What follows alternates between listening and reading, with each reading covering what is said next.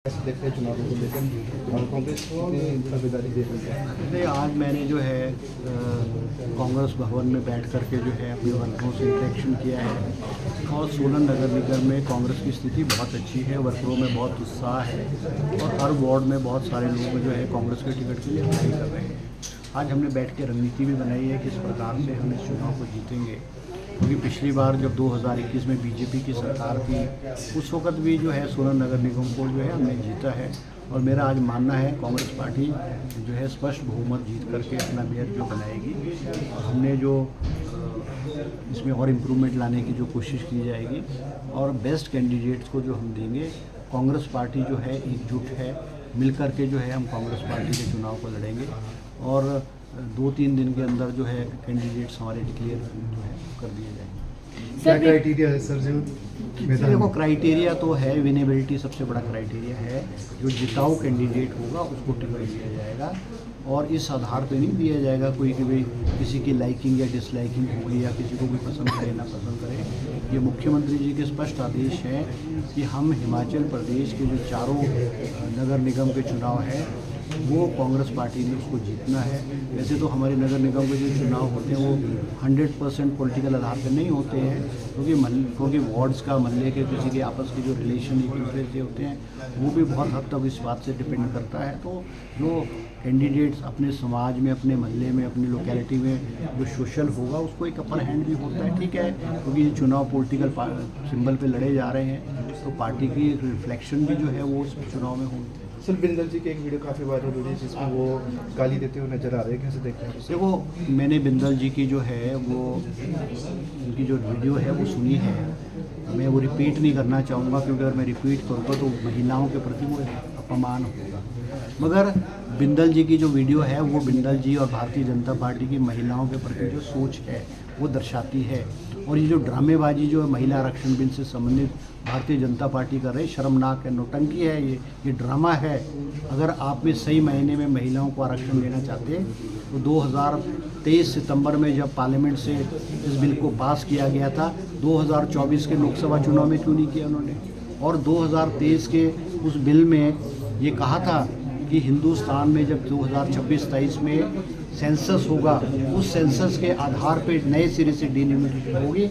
मगर अचानक जब 5 राज्यों के चुनाव आए उनको जो है महिला आरक्षण बिल जो है वो याद आ गया और उनको पता था कि पार्लियामेंट में इनके पास, क्योंकि कॉन्स्टिट्यूशन की अमेंडमेंट के लिए जो है 2/3 मेजॉरिटी चाहिए होती है, बीजेपी के पास पार्लियामेंट में 2/3 मेजॉरिटी नहीं थी।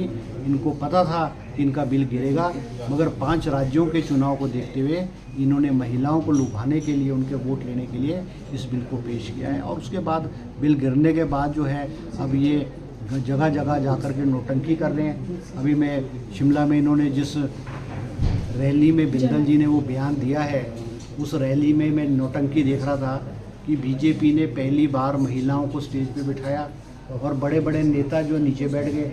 मैं ये पूछना चाहूँगा कि आज से पहले महिलाओं को स्टेज पे क्यों नहीं बिठाया? और आज के बाद भी आप याद रखना, आज के बाद भी बीजेपी को महिलाओं को उस मंच पे, स्टेज पे जगह नहीं मिलेंगी। ड्रामेबाजी और हिमाचल प्रदेश और हिंदुस्तान की जनता बीजेपी की नाटकबाजी और ड्रामेबाजी को अब लोग पहचान चुके हैं। सर स्वास्थ्य उपकरणों की बात की जाए, हिमाचल प्रदेश में दुगने से तिगने दामों पर बिक रहे हैं। यार ये इशू ना आज म्यूनसिपल कॉर्पोरेशन के चुनाव से है, ये इशू नहीं है। सर विपक्ष का कहना है कि प्रदेश सरकार बार-बार चुनाव ना कराने के पक्ष में है, तो इस पर आप क्या कहेंगे? कैसे चुनाव बार-बार कि चुनाव ना हो इसके ऊपर नहीं, देखो ऐसा है, टिप्पणी करी जा रही है। देखो ऐसा है, जो चुनाव है ये हाई कोर्ट में पिटीशन फाइल होने की वजह से डिले हुए और हिमाचल प्रदेश में प्राकृतिक आपदा आई थी, डिजास्टर एक्ट लगा हुआ था, इस वजह से चुनाव को थोड़ा सा डिले करना पड़ा।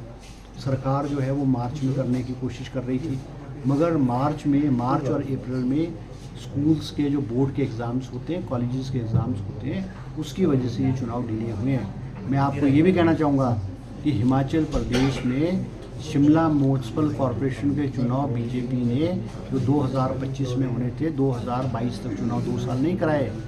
हरियाणा में, राजस्थान में और बहुत सारे स्टेटों में कई ऐसे कारण हो जाते हैं जिसकी वजह से चुनाव नहीं होते, उसकी वजह से डिले हुए। कोई ये पर्पसली चुनाव डिले नहीं किए गए। मंत्री जी, महिला आरक्षण बढ़ाना था क्या, डिलिमिटेशन कराना था, ये जो चल रहा था अभी? निश्चित रूप से जब 2023 में बीजेपी ने पार्लियामेंट से उस महिला आरक्षण बिल को पास किया जिसका समर्थन कांग्रेस पार्टी ने भी किया। उस बिल में स्पष्ट रूप से लिखा था कि इसकी इम्प्लीमेंटेशन 2029 में की जाएगी। अगर इनकी नीयत साफ होती तो 2024 के लोकसभा में क्यों नहीं कराई इन्होंने, और उसमें ये क्यों ऐड कर दिया इन्होंने कि नए सिरे से 26-27 में डिलिमिटिंग सेंसस होगा और सेंसस के आंकड़ों के आधार पे नए सिरे से डिलिमिटेशन होगा, और फिर जब ये दोनों प्रोसेस डिलिमिटेशन और सेंसस कंप्लीट होगा उस आधार पे 2029 में जो है वो महिला आरक्षण बिल को इम्प्लीमेंट किया जाएगा।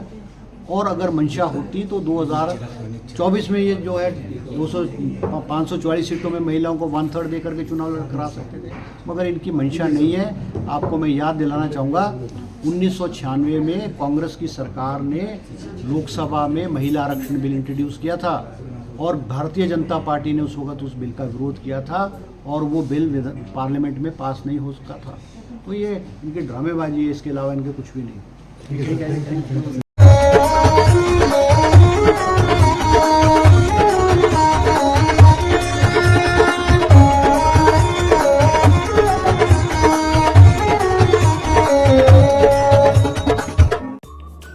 Namaskar, I'm Alka Bharadwaj, Principal Gurukul International School, Kunihar. At Gurukul, we offer NEP-oriented modern education for the holistic development of your child. Admissions open now. Give your child the better foundation they deserve.